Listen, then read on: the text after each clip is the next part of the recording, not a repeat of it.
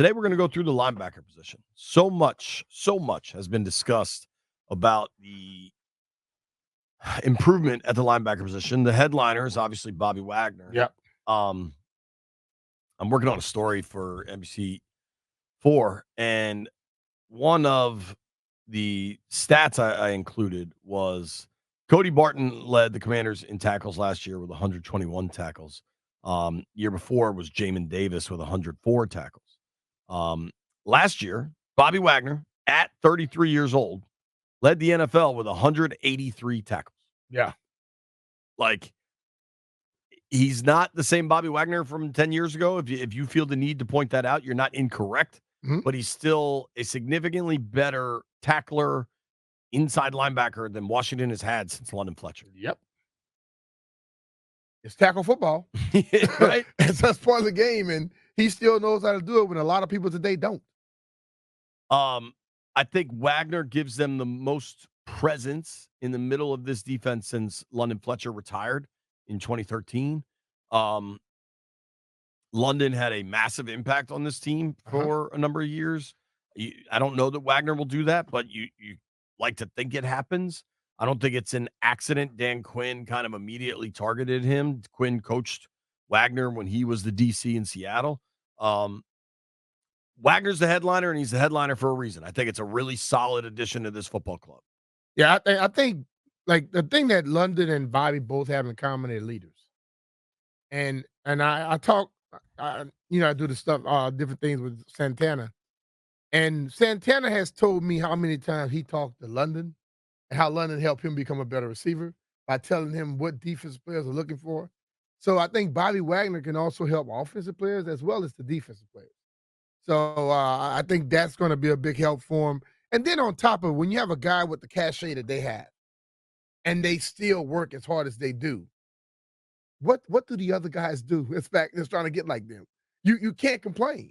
You have to go out there and start pushing a little bit harder, and then all of a sudden you find out if your team is practicing harder, pushing harder, you're a better football team.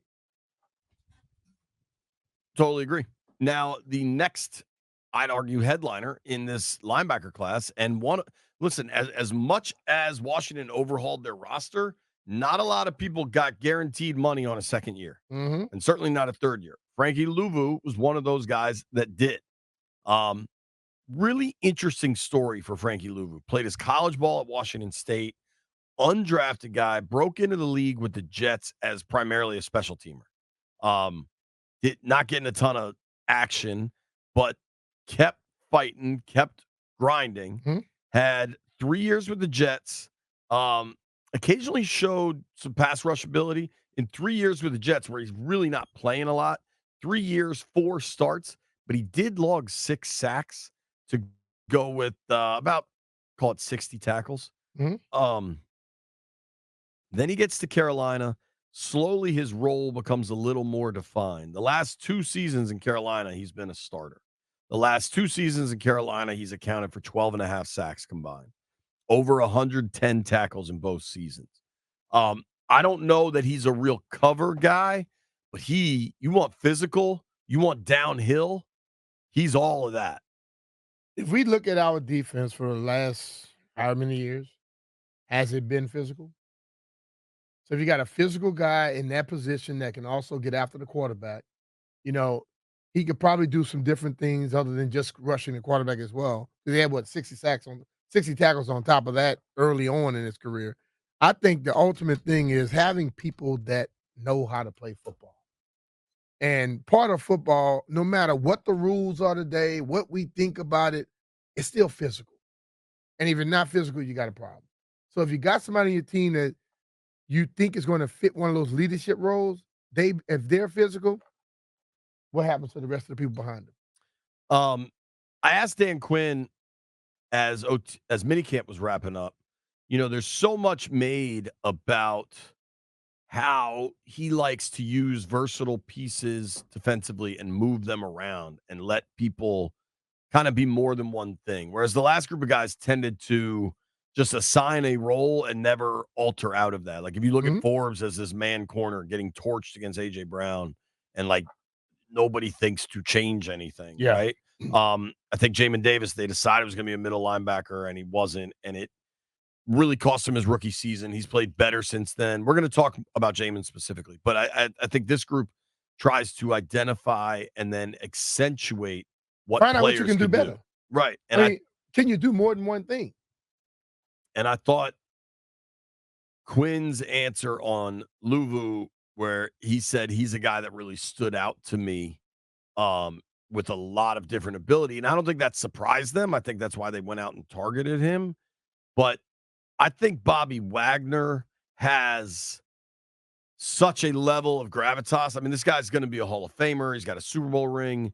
He was named to the 2010 All-Decade team. Like, these are big deal things. Yeah. People have expectations for Bobby Wagner. They know the name from sea to shining sea. I don't think Luvu is a name a lot of people really know. He played on really bad Panthers teams when he kind of started to emerge. He was a very small role player for the Jets as he broke into the league.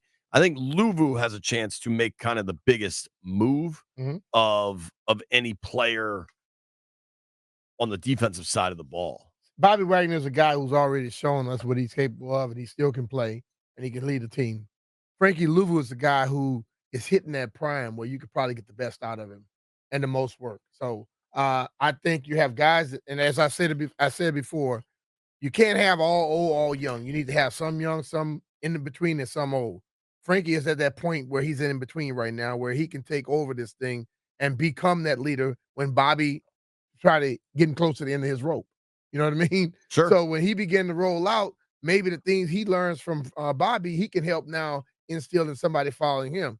Now you start to have that little circle going on with your team, and you see things happen for a long period of time instead of just this year, couple games or whatever. No, you trying to produce something that's going to be lasting for a long time. Jet wash, man. Yep. There are other linebackers we need to discuss. The top of that list is Jamon Davis. What has he been? What can he become? We know this is his last year under contract. We know they didn't pick up the rookie option. All of that stuff can be figured out if he can put it together on the field. Players could play better too. They could play better, but but we already have listened to this to what the leaders on the defense. They play the scheme. They don't play what they can do, and they can't ad-lib much. They got to go and do what they tell them to do. So I'm thinking if he's in a different situation, we may get better out of him. If he doesn't do it, then it's on him. I think it's a non-zero chance. Like you've got to allow that he might not make the team if it doesn't go well. Like guys that don't get their first round picks that don't get their rookie options picked up typically don't last the whole fourth year of the deal. I mean, the last two times this happened here is Chase Young and Josh possible, but you got new people in here now. We don't know what he may be capable of. So I agree. What happened the first 3 years means nothing when you got a new guy rolling along. It's interesting that, like, conceptually as a fan base, for lack of a better word, as a group of people that think about this. Landfill, do you think Benjamin St. Juste could have a bounce back year? Possibly. Like, I think there are other people that there is more belief in than Jamon, and that's just like an interesting. I think the pressure or notoriety that comes with being a first round pick, and then some rather like he's had bad plays in big situations that people remember. The only thing I do wonder, the rookie, the fifth rounder out of Temple, Jordan McGee. Mm-hmm. I thought now it's minicamp. Nobody's got pads on. He looked the part and looked to be playing fast. They also signed the guy, Anthony Pittman, who was a 4-year vet, I believe, with the Lions, where Lance Newmark came from. Like, I don't think you draft a fifth rounder. Certainly not a guarantee of a roster spot, but I don't think you draft a guy, sign 3 guys if you're really comfortable with what you've got at the position. Well, if I'm a new Pittman was with the Colts. But if you're a new coach coming in, you ordinarily try to get people that fit the system that how you think they should play. And that's what they did. But drafting a guy in the 5th round, I don't think that's major money anyway. No. But the ultimate thing is, but I have more position. faith in this group that's leading it instead of being so concerned about Jamon in a sense. If they're leading it and they think he can do some things, he makes the team. They don't think he can, he's not going to make the team. And I think that's the ultimate thing. But ultimately, I care about this football team getting better. I don't care about worrying about it's been draft pick after draft pick over the last three to 4 years that's been on this team, and they've stayed stagnant. They didn't jump better. They didn't get better. And to me, that has a lot to do with what they were being taught and how they were being taught. And I think one thing you pointed out is the accountability. If you aren't getting better and you're underperforming, you shouldn't stay on the field. Yeah. So why do we keep them on the field? Because I can't tell you that the guy I picked was bad, right? That does make this a little bit of a dangerous spot, though, because these guys didn't draft any of those guys. Yeah. Pittman that they signed from the Lions is largely a career special teamer. There's not a lot of stats there, but he plays a ton. I also think there's two other guys on the roster right now. Bo Bauer, I believe, is an undrafted guy out of Notre Dame, and Michael Walker.